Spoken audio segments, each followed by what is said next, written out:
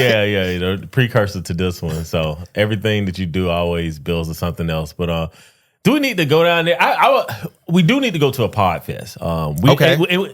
We need, and another thing, we need to network with the micro influencers around here in Charlotte too, and that we will get to. I know Gav thinks I say things and I never do them, but we put on the anniversary show. He did do that, yeah, and we did, and we had the live. So the things are coming, man. Things are coming. So we definitely need to have like a little, I guess, fireside chat with some micro influencers, and then get to know the people in Charlotte, which is so funny because I'm a salesperson, but I am such an introvert.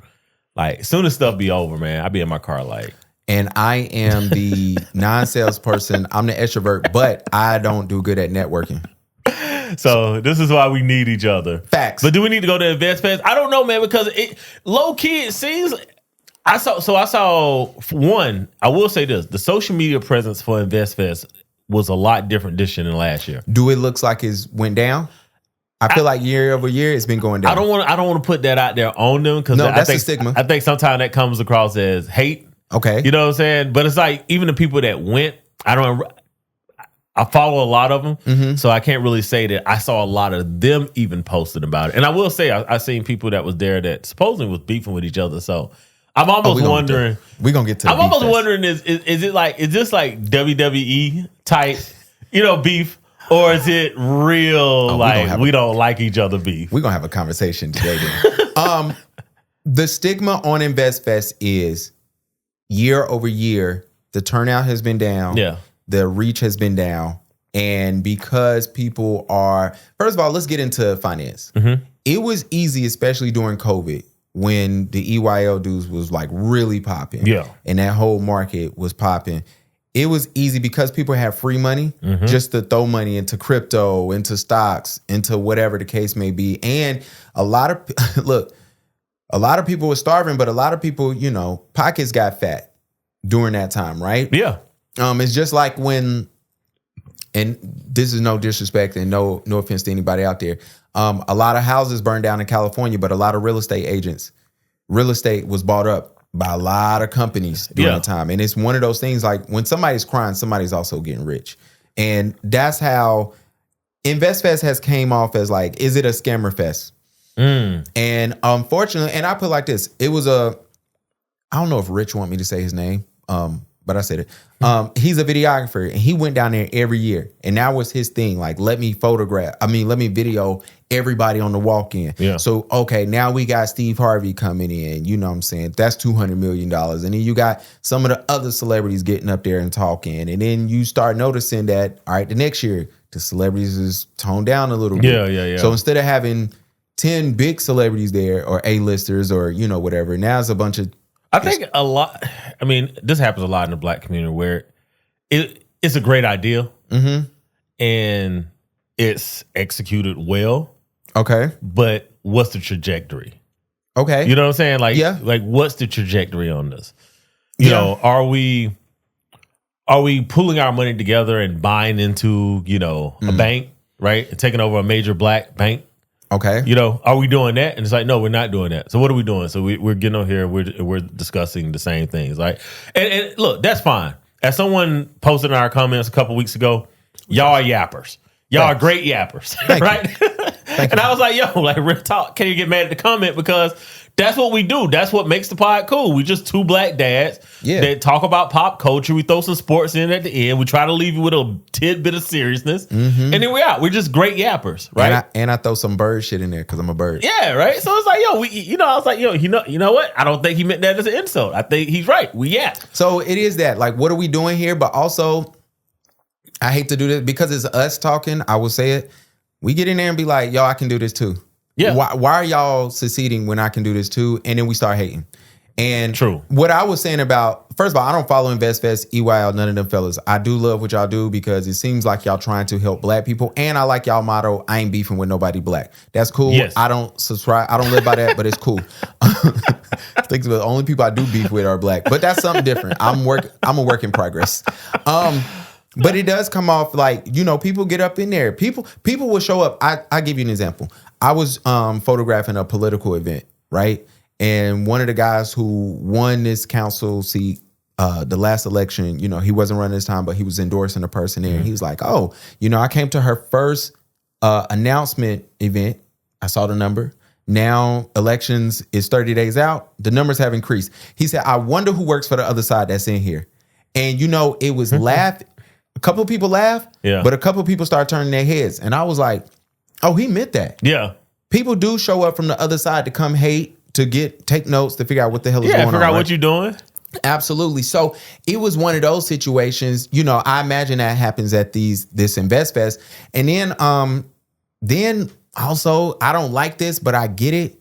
Yo, all right, I did that one for the love. How much you paying for me to come? Because it costs me money to show up. I imagine, I know Steve Harvey can write a lot of stuff. He looking for any write-off he can get, right? But if it ain't Steve Harvey, you can't be mad when Steve Harvey say, hey, yo, my speaking engagement fee is X. Can you give me that? And what ends up happening, it reminds me of this. You niggas done already lost the hip hop awards. Well, I mean, and I use that example to say, yeah, you can't get Beyonce, Jay-Z, and Kanye to show up every year. You can't get Kendrick, Drake, Nicki, Lil Wayne to show up every year. But what happens when we stop supporting our own? Is that a symptom of the community, as in we're not supporting our own, or is that the fakeness where people are like, you know what? I thought this was real, but it's coming across now as fake. Oh, so we can invest it. We can advance this conversation because I know what you want to get to, because I want to get to it too. Hollywood always going to be Hollywood. Yeah. And Hollywood has spread past California. Yeah. And that's the industry. So now we get into maybe if, look, I saw some people that was in InvestFest the first year. They got their own little InvestFest. And them niggas going to jail. I keep telling y'all they going to jail one day. Okay? Well, when they go to jail, I'm coming on this pod to let y'all know they went to jail. We gonna let a sleeping dog lie. Yeah, sure. But it is a Hollywood thing. I feel bad for Hollywood people because I have met people, let's tell the truth. Yeah, let's tell the truth. We didn't have pods to reach out to us. And then once we reach back out, they comment again. We reach back out and they go ghost. Oh, yeah. We definitely get ghost. Multiple podcasts. And, and let's be honest, right? When we're 10 times, 20 times what we are today, right? They're going to reach right back out. Absolutely. Right? It's like, that's the game. Like, I'm not mad. I'm not mad at that per se. BeefFest. Shout out to Queen's Flip. I love you on the Joe Budden podcast. I love everything you do on the Joe Budden podcast. I knew about you from battle rap before you started podding. I think you bring a level of ignorance to the pod that is necessary. I agree. And the reason why is more people that think like Flip than people that think like Mark or Ish or Ice put together. Yeah. Not saying that Flip is ignorant, because Flip was Castanet before Castanet. Yeah. It just wasn't no streaming around. Yeah. So you talking about somebody who said, the biggest jokes I always see is, I hope Soulja Boy had stock in YouTube. Yeah. Because he was the first artist on YouTube. When people was just like, well, why I'm not putting nothing on YouTube. And he was 16 saying, I'm putting every music video I got on YouTube. Yeah. And Soulja Boy was Soulja Boy. You know what I'm saying? So, Flip is one of those great people. He talked about, I made $1 million off of YouTube before any of y'all knew who I was. Like, he was in that. So I like Flip. I'm not calling him ignorant, but he do play that ignorant role on that pod, and he does it very well. He ran up on Charlamagne in classic Flip fashion. He wanted to talk to Charlamagne about, what's up with you and Joe, man? Yeah. And this made me laugh because Joe and Charlamagne are doing the Kendrick Lamar Drake beef, and they've been doing it for a decade, and I think it's amazing. For those who do not know, I'm going to give y'all my rendition of what's been going on. Joe and Charlamagne have been beefing for at least it's 2025, since 2010. And it hasn't blown up. And the only reason why it never blew up is because when Charlamagne was rich, Joe Budden was broke as a joke. Yeah. And it's easy when the number one black urban radio station in the world, or at least in America, is kicking your back in, and you are a Love and Hip Hop $2,500 episode actor. And I remember laughing, and I'm putting myself into this with two people who don't know I exist. I remember listening to The Breakfast Club laughing when they used to kick Joe's back in. He was a laughing stock on that pod. Yeah. And it was sad. I mean, it wasn't sad at the time. The shit was funny. Because let's be honest, back then we really didn't know who Joe Budden was. We knew Joe Budden was a rapper, right? But it's like, I mean, how many rappers we know now that we really don't know anything about? Facts. You know what I'm saying? And that's kind of in the place that Joe was. Now in New York City, you know, which is its own little sphere of information, they probably were similar circles, right? Yeah. But I think at that time you had a Charlamagne that was ascending, right? Because he wasn't Wendy Williams' little boy no more, right? So he was ascending and he was becoming his own person, and that brings in all the arrogance and the cockiness or whatever you want to call it. Yeah, no, that's exactly what Charlamagne was. Yeah, and it's like, and I think it was easy to take shots at little Joe. Yeah, then, and some of the shots Joe deserved. Joe do stuff. Like Joe, sleeping under your ex's bed. Joe does stuff, so you know I'm not going to deny that. Yeah, Joe was doing stuff, and I will say this: no offense to Joe Budden, you are a terrible interviewee. When you're being interviewed, you show up like, A, I don't want to be here. B, I'm annoyed, and I'm too cool for school. Yeah, and you don't give it up. Now, when you're on your space, you are a totally different person. So I personally do my best not to watch when Joe is being interviewed because he don't give it up. And it's cool. Yeah. And that's just, but here's the thing. This is why I say it's cool. He let everybody know this how I do on interviews. So don't expect anything different, right? So when he used to go up there, and this is when Charlamagne was, yo, I'm going to be a comedian and I'm not a comedian. Yeah. I think I'm a comedian, like a fake comedian. I make jokes. They are funny. It is what it is. Now, it got weird for me when Joe started doing this thing of saying, hey, he Professor X and I'm Magneto. And I used to always think to myself, you're not big as Charlamagne or close. And we talking flipping Melissa Ford been on the show for 2 years. Ish and them have to be on there 2 more years before that. So we're talking like 5-6 years ago. Joe wasn't as big as Charlamagne. And still to this day, Breakfast Club is #1 urban podcast. I mean, they've taken off what? I mean, I guess honestly, I would say Rory when Rory and Mal was there, I think he took off kind of after that. I think that breakup kind of made the pod go to another unknown level. Caller. Sis, I'm about to call you back. I don't know who you are. Absolutely. Well, here's the thing. They were growing and they were in that podcast space because when you talk about that, you talking about episodes 150. Yeah. That's a long time ago. They in 800s now. You know what I'm saying? But that's when he was calling himself that. And he was sitting with Charlamagne. And Charlamagne, you know, they were always jab with each other. And then you had to realize that they not as big. You know what I'm saying? And then now, let's speed it up. You are, in the last 3 years, you are... Joe has been saying, I make more money than all of y'all in this podcast space for a while. And nobody believed him until that Ferrari showed up. Yeah. Until, you know, most recently that New York Times article showed up. And it's starting to make sense. And then you doing the numbers and you still, you know, and I always tell everybody, I think those Breakfast Club podcast stats is juked. Oh, absolutely. You know, they push it out to everybody on Black Effect day one. Everybody on iHeart. Yeah, iHeart. That's what I meant. Yeah. Before whether you listen to it or not, right? It's downloaded. It's downloaded. Yeah. It's like when they put that Bon Jovi album on our iPhones that one time. Oh my gosh, nothing made me madder than that. Yeah. So like that I mean that's all it is. And again, right? Before you take off, you got to kind of believe that you're that person anyway. You know what I'm saying? Like you can't you're not going to get there and then be like, oh, now I'm special, right? You got to think you're special before you got there. And big ups to Joe, but thinking he was special before he got there. The question here is Joe really going to take this beef on now? Because now he's going to pull a Kendrick? He's on the level. Nah, he don't want it. But that's what I'm saying. Like he's on the level now, right? Him and Charlamagne, like there is no.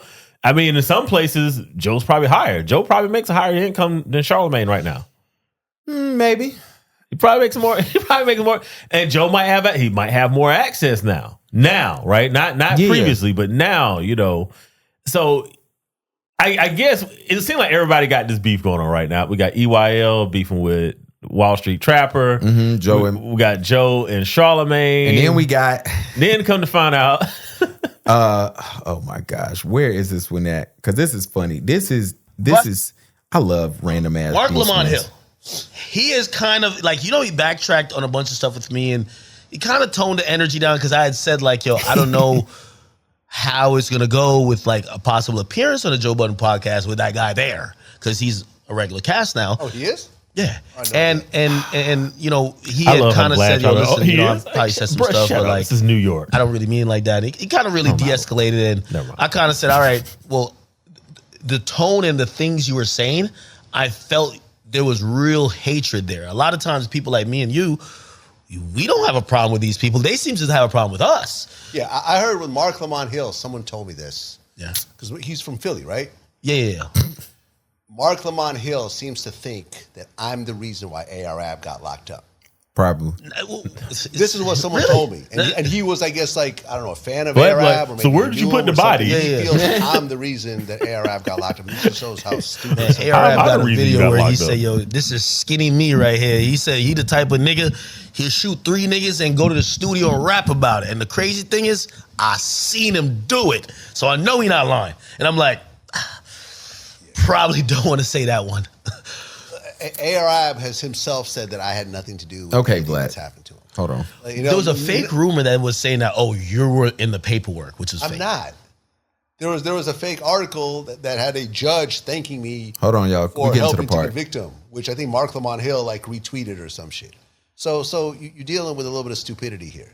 You know what I'm saying? So, you know, I Black don't really have collar a problem with Mark Marc Lamont stupidness. Hill, but it's shit like this Peak that kind of irony. annoys me. He's in our sphere now. You see, all that political shit, that's not what's busting right now. He's on the Joe Budden podcast Funny. talking about Brittany Renner and talking about, you know, Kendrick Lamar. He's been on my show before. We've debated before. We've debated about the death penalty. I think he's an intelligent guy. That's why when he started to turn against me, I'm like, motherfucker, I had you on my show. Like I showed Virtue you. signaling.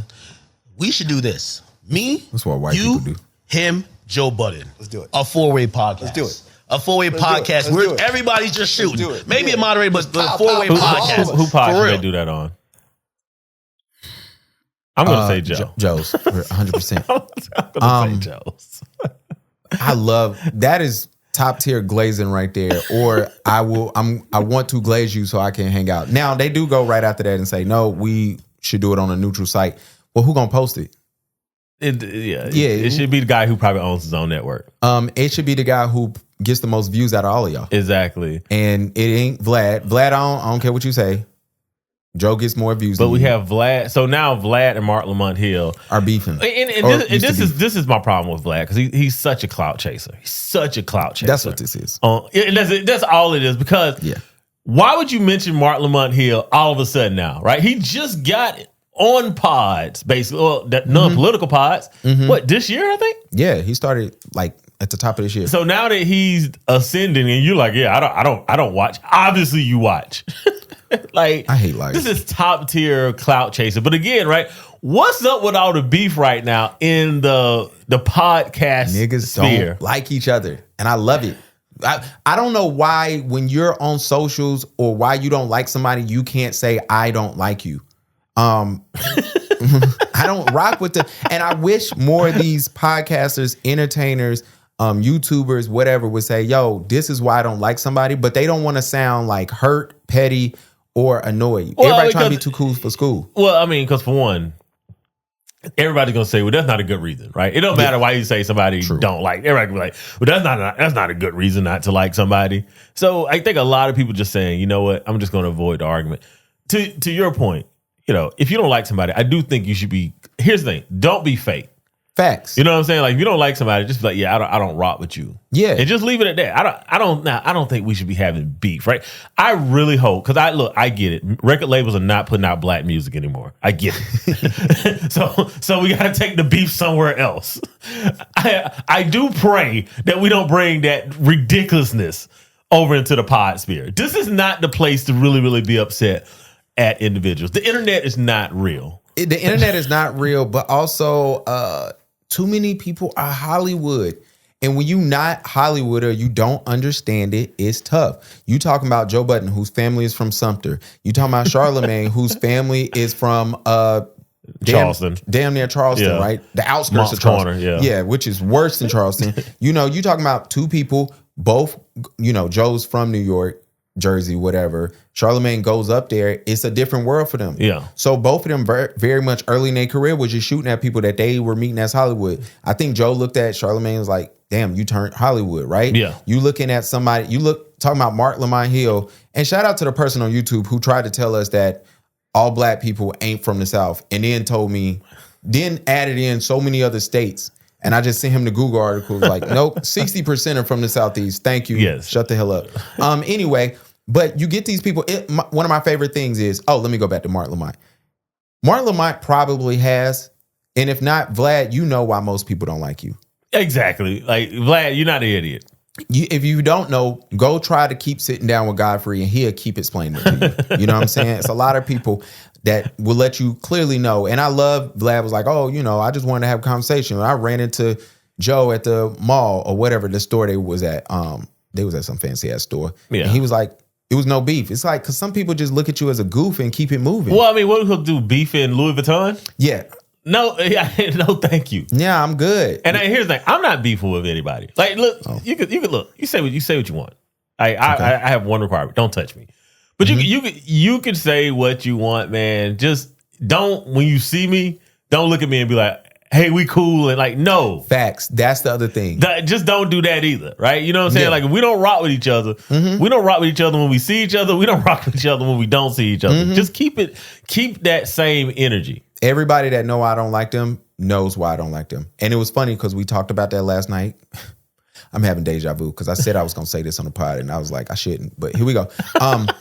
My sister's getting more into that marketing and PR space. Yeah. And she's like, you should come do this. You should go sit here. You should speak to this person. And it's funny with her because she'll tell me people, I'm like, I don't rock with him. Yeah. And she's like, why? And I'm like, certain people, I don't want to play the game, especially not in Charlotte. This ain't Atlanta. I'll transact with you. You know what I'm saying? Like if we got to make money together, I'll make money together. But it's like, yo, that's it. That's the terms and conditions right there. Yeah, like we're not going beyond that. One of the dudes who we made a video about, I ran into him a week later at an event. First thing he got up there, he threw a shot at me, and I'm in the audience. I knew exactly who he was talking about. But guess what? I think I had COVID. I think I was sick. So I was there. I heard him speak for 30 minutes. I'm like, foolishness. Let me grab my shit. I gotta go. But yeah. Shout out to anybody. If you think we're your ops, we're not big enough for you to be mad at us yet. But when we get there, please feel free to let me know that you don't like us. And probably you'll only have a problem with me because I'm not afraid to say your name on this podcast. I'm not gonna have any ops. You should. Why? I don't know. If you're not cutting the check, I ain't gonna be upset with you. There you go. Hold on, y'all. Let's run this right quick. Hold on. If the husband dies, the wife is going to be fine. Really? Yeah. Widows are way happier than widowers. I told that to my wife, and she's like, huh. Widowers do really poorly, generally. Men do very poorly. And part of the reason is because these data are disputed, but more or less they're directionally correct. 60% of 60-year-old men say their best friend is their wife. 30% of their wives say their best friend is their husband. Women have more relationships. They have closer, deeper love relationships.